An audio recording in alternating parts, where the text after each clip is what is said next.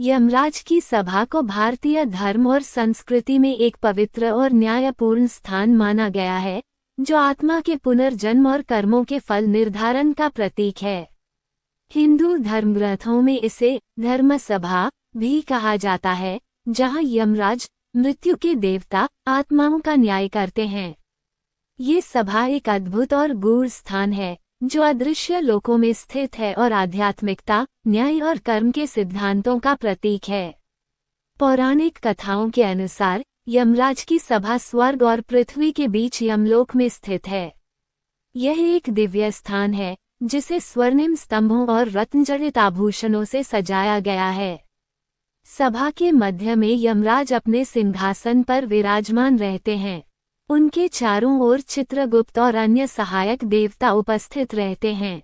चित्रगुप्त का काम हर आत्मा के कर्मों का लेखा जोखा रखना होता है, जो न्यायिक प्रक्रिया का आधार बनता है। जब किसी व्यक्ति की मृत्यु होती है, तो उसकी आत्मा यमलोक में पहुंचती है।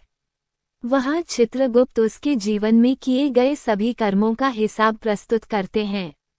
ये प्रक्रिया पूरी तरह निष्पक्ष और पारदर्शी होती है। अच्छे कर्मों के लिए आत्मा को स्वर्ग भेजा जाता है, जबकि बुरे कर्मों के लिए उसे नरक में भेजा जाता है।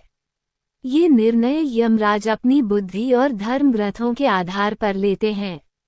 यमराज की सभा में न्याय केवल कर्मों के आधार पर होता है, न कि व्यक्ति की जाति, धर्म या समाज में उसकी स्थिति के आधार पर।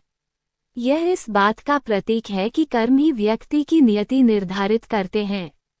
इस न्याय प्रक्रिया को कर्मफल सिद्धांत के रूप में जाना जाता है, जो हिंदू दर्शन का एक महत्वपूर्ण हिस्सा है। यमराज की सभा का मुख्य उद्देश्य लोगों को उनके कर्मों के प्रति जागरूक करना है। ये हमें ये सिखाती है कि प्रत्येक कार्य का परिणाम निश्चित है, चाहे वह अच्छा हो या बुरा। इस दृष्टिकोण से ये सभा मानव जीवन में नैतिकता, ईमानदारी और धर्म का महत्व समझाती है।